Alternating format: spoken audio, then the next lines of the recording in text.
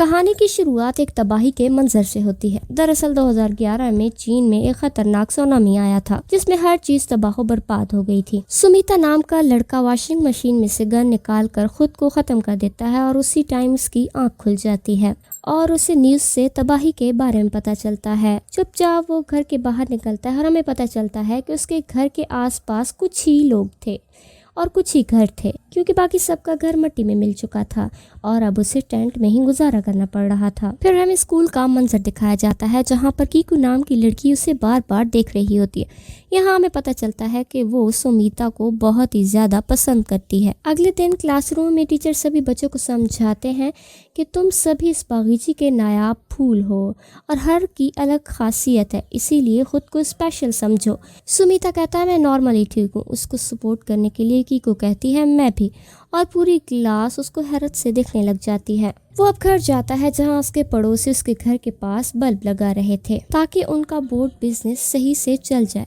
यहाँ सुमिता ने सोच रखा था कि वो सिर्फ स्कूल ही कंप्लीट करेगा, ना कॉलेज जाएगा और ना ही आगे अपनी पढ़ाई मुकम्मल करेगा। तभी वहाँ पर सुमिता के डैड आते हैं और वो उससे उसकी मॉम के बारे में पूछते हैं, लेकिन वो कोई जवाब नहीं देता तो वो उससे मारने लगते हैं। वो शराब पीने के लिए और पैसे मांगता है। तब आस पड़ोस के लोग कहते हैं कि ये कैसा बाप है, अपने बेटे से पैसे मांग रहा है। उनकी हिम्मत नहीं होती कि वो सुमिता के डैड को हाथ लगाएं। उनके जाने के बाद सुमिता को उठाते हैं। तब वो कहता है कि अगर ये आदमी मर भी गया तो मैं उदास नहीं होऊंगा। मेरी मॉम ने तो कहा है कि अगली बार जब भूकंप आएगा तो वो इन्हें भी साथ ले जाएगा। तभी यूरोनो कहता है कि इस तरह निराश नहीं होते।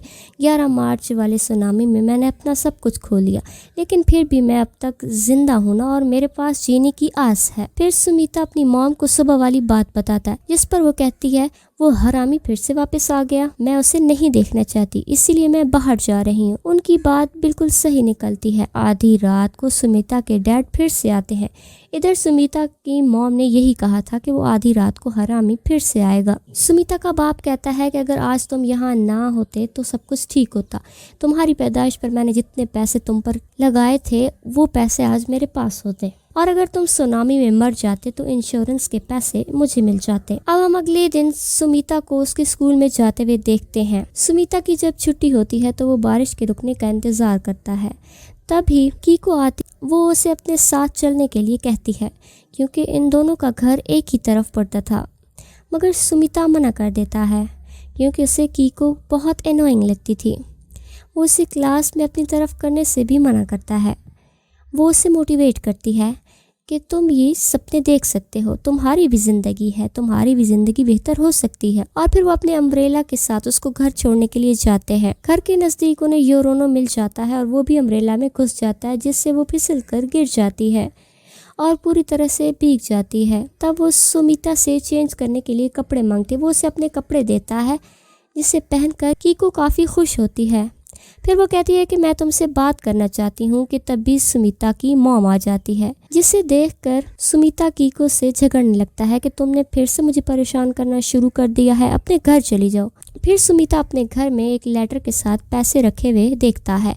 वो लेटर उसकी मॉम की तरफ था जो घर छोड़कर चली गई थी। उसे इस बात का अंदाज़ा था कि उसकी मॉम चली जाएंगी।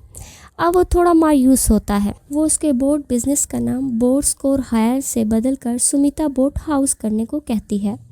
नेक्स्ट सीन में यूरोनो शहर जाता है और वहाँ उसे एक चोरी कार दिखता है जो बड़ी आसानी से लोगों से टकरा कर उनके पर्स छीनता है।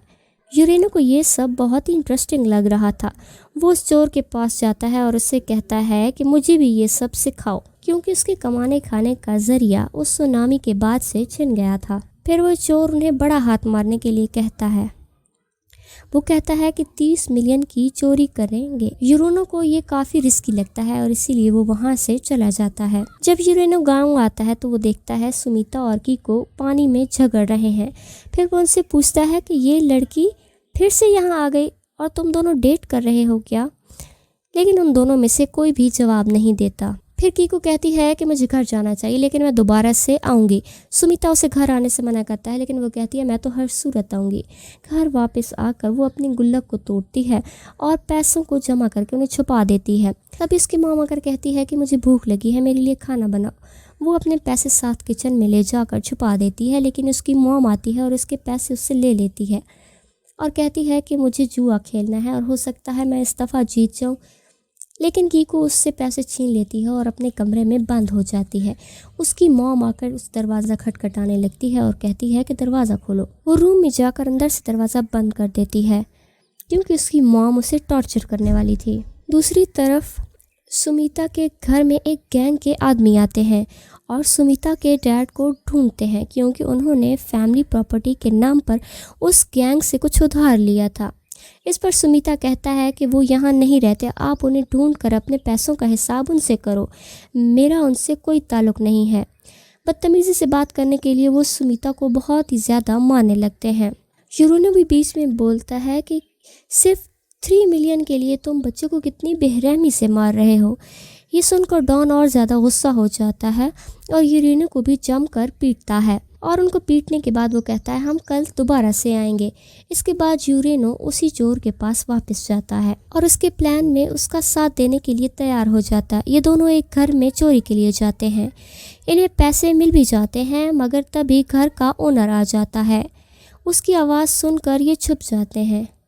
वो बंदा टीवी देखने लगता है कि वहीं यूरेनो को वहाँ एक औरत की लाश दिखती है जिससे वो डर जाता है और उससे थोड़ी हलचल हो जाती है। वो इंसान रॉड लेकर उन पर हमला करना शुरू कर देता है लेकिन वो खुद गिरकर मर जाता है। यूरेनो चोर को कहता है कि इस बंदे की एम्बुलेंस लेकर जान बचाते हैं, लेकिन चोर कहता है कि क्या तुम पागल हो, इससे हम फंस जाएंगे। इसीलिए वो एक कार लेकर उस आदमी की लाश को ठिकाने लगाने के लिए ले जाते हैं मगर वहाँ पर यूरेनो डर जाता है और कांपने लगता है जिससे चोर को लगता है कि वो इसका भांडा फोड़ देगा, इसीलिए वो इसे मारना चाहता है। वो जैसे ही उस पर वार करता है लेकिन बदले में यूरेनो भी उस पर वार करता है और उसे मार देता है और उसको मारने के बाद उससे पैसे लेकर वहाँ से भाग आता है। अगले सीन में हम देखते हैं कि कीको अपने गुल्लक के पैसों से पम्फलेट बनाती है और सुमिता के लिए बेचती है और इससे सुमिता का काम चलने लग जाता है। और शुक्रिया अदा करने के बाद वो उसे घर जाने के लिए कहता है। कीको जब घर जा रही होती है तो सुमिता के डैड को आते हुए देखती है। काम अच्छा चलता देखकर वो पैसे लेने आए थे जिसके लिए सुमिता उन्हें मना करता है। तब वो उसे मारने लगते हैं। एक दफ़ा तो सुमिता को गुस्सा आता है तो वो कहता है कि मैं डैड को मार दूं, लेकिन फिर वो रुक कर रूम में चलकर छुप जाता है। उनके जाने के बाद वो सारे पम्फलेट को पानी में फेंक देता है और फिर बहुत ही ज़्यादा रोता है। ये सब कीको दूर से देख रही थी। उसे सुमिता के लिए बहुत ज़्यादा बुरा लगता है। अगली रात सुमिता के डैड फिर से आते हैं और उसे कहते हैं कि मैं समझ सकता हूँ तुम्हें बहुत बुरा महसूस हो रहा है और तुम्हारे मन में मरने का ख्याल भी आ रहा होगा, लेकिन मैं तुम्हें सिर्फ इतना कहना चाहता हूँ, अगर तुम्हें मरने का दिल कर रहा है तो तुम मर जाओ और मेरी फ़िक्र मत करना। तुम्हारे मरने के बाद मुझे इंश्योरेंस के पैसे मिल जाएंगे, उससे मैं अपना काम चला लूँगा। ये बातें करके वो जाने लगता है तो सुमिता को बहुत गुस्सा आता है और वो भारी भरकम सीमेंट का टुकड़ा उठाकर उनके सर पर मार देता है जिससे उनकी वहीं पर मौत हो जाती है। तब सुमिता को रियलाइज़ होता है कि उसके हाथों अपने ही डैड का खून हो गया है। वो उन्हें जगाने की कोशिश भी करता है लेकिन कोई फ़ायदा नहीं होता। फिर पास में ही वो उन्हें दफना देता है और बारिश की वजह से सुमिता के बदन पर सारा कीचड़ लग जाता है। वो रात भर ऐसे ही बैठा रहता है और सुबह फिर तालाब में जाकर नहाने लगता है और अपने बदन की मिट्टी को हटाने लगता है। फिर वो सोचता है दूसरे दिन कि वो इस दुनिया में ऐसे ही तो नहीं आया, उसका भी कोई मकसद तो होगा। फिर वो अपने मुंह पर अजीब अजीब से रंग लगाकर एक बैग लेकर बाहर निकल जाता है। अब वो उन लोगों की तलाश करता है जो बेवजह दूसरे लोगों को तकलीफ़ पहुंचाते थे और उन्हें परेशान करते थे।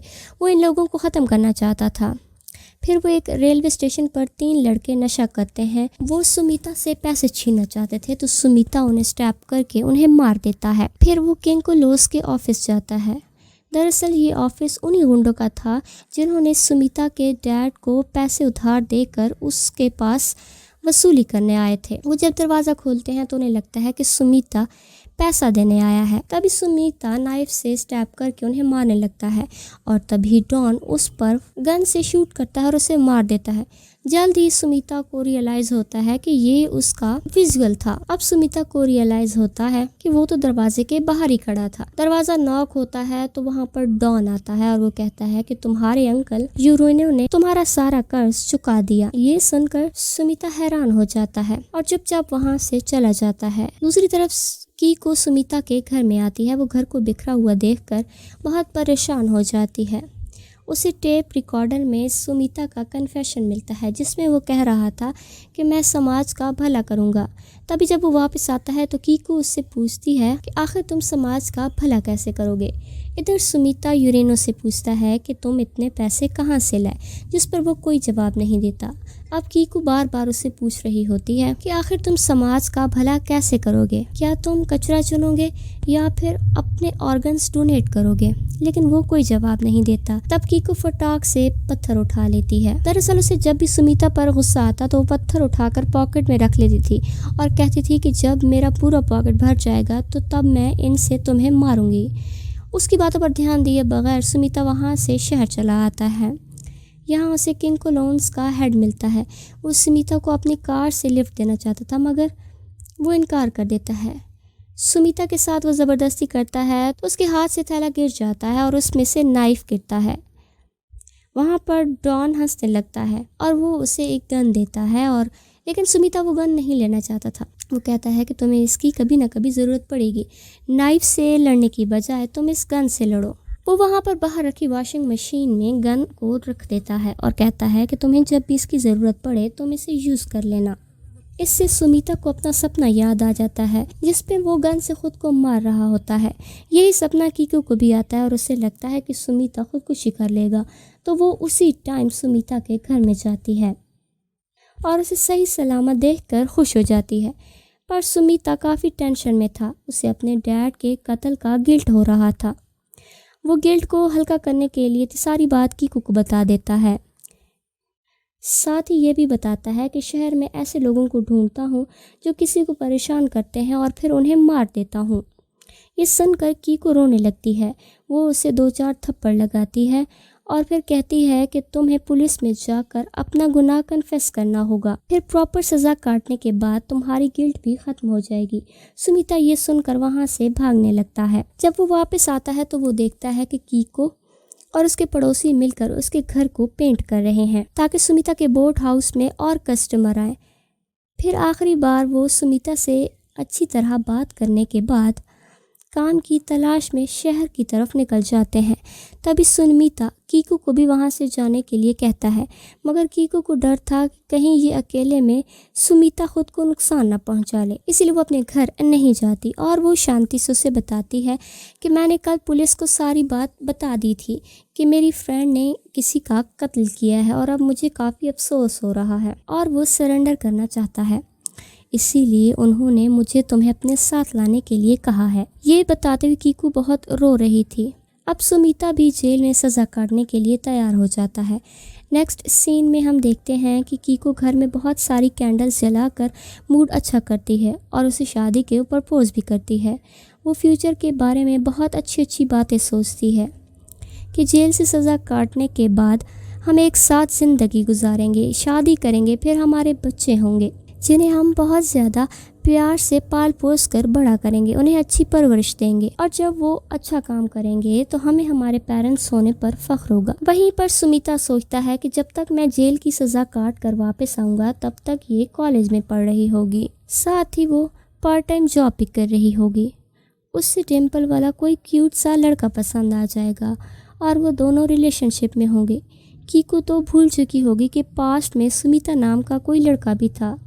मेरी ज़िंदगी बिल्कुल सूनी और बोरिंग सी होगी। दोनों अपने फ्यूचर के विजन की स्टोरी सोचकर बहुत ही इमोशनल हो जाते हैं। तब वो अपने पॉकेट से सारे पत्थर निकाल कर गुस्से में हवा में फेंकने लगती है। उसे लगता है सुमिता अब इस दुनिया में नहीं रहा, मगर तभी वो वापस आता है और भागते हुए पुलिस स्टेशन की तरफ जाने लगता है। यानी वो अपनी नेगेटिव विजन पर नहीं बल्कि कीको की पॉजिटिव विजन पर यकीन करना चाहता है। भागते हुए कीको ज़ोर ज़ोर से चिल्लाकर सुमिता से कहती है कि कभी भी हार मत मानना, तुम बागीचे के सबसे ख़ास फूल हो, तुम्हारा कोई मुकाबला नहीं, तुम्हारा फ्यूचर अच्छा होगा। दोनों डोंट गिव अप चिल्लाने लगते हैं और पुलिस स्टेशन की तरफ जाने लगते हैं और इसी के साथ ये कहानी यहीं पर ख़त्म हो जाती है। दोस्तों, आपको इस कहानी से क्या सीख मिलती है हमें कमेंट करके ज़रूर बताना। वैसे दोस्तों, कुछ दिनों पहले मैंने एक ऐसी ही मूवी को एक्सप्लेन किया था। अगर आपने उसे नहीं देखा तो वॉच नेक्स्ट पर क्लिक करके उसे ज़रूर से देख लेना। तो गाइज़, आपको ये वीडियो कैसी लगी हमें लाइक करके ज़रूर बताना।